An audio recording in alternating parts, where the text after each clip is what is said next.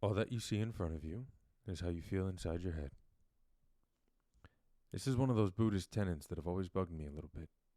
The idea that reality is permeable, or fluctuating, or easily suggestible. As in, there is our reality, not a single reality. In simple terms, when you're in a rush, everyone is moving too slowly. When you just got great news or are falling in love, everyone is moving at the perfect speed. One little thing can turn our whole day upside down or right side up. Life is how we think about it. I show different people different things. Glass half full, glass half, you get it. In physics, it's called the measurement problem.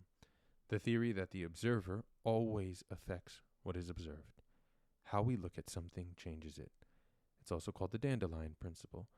Some people call dandelions a weed, a menace, and for some it is medicine, a detoxifier to the liver, a tool for women to produce breast milk. There are many dharmic teachings that remind us that so much of our life is not just the action but also the state of consciousness that we choose to reside in. Our suggestible storytelling and story-filled mind is the very thing that determines the nature and quality of the words we utter and actions we take. There are people who have it all and still do not feel enough. People who are powerful, famous, rich, and still profoundly unhappy. Okay, this all makes sense to me. Now, what if I say that I see a ton of disparity? Unfair death, war, genocide, a planet in pain, abuse, greed. Is all of that just in my mind too? No.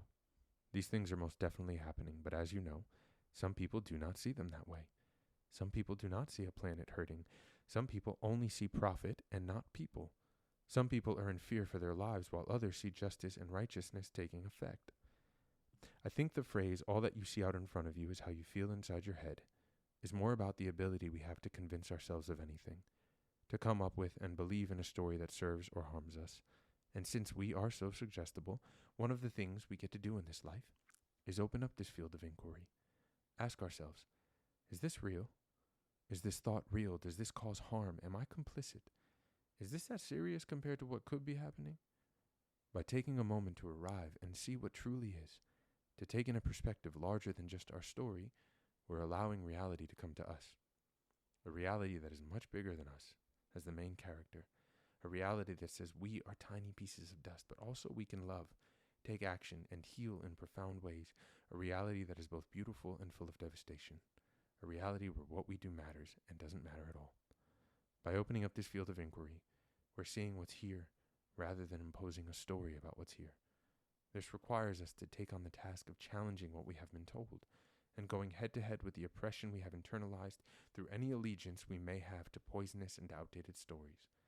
How much liberation is in our lives depends on how much space we make for it to exist in all that is here, not simply what we pick and choose to be here.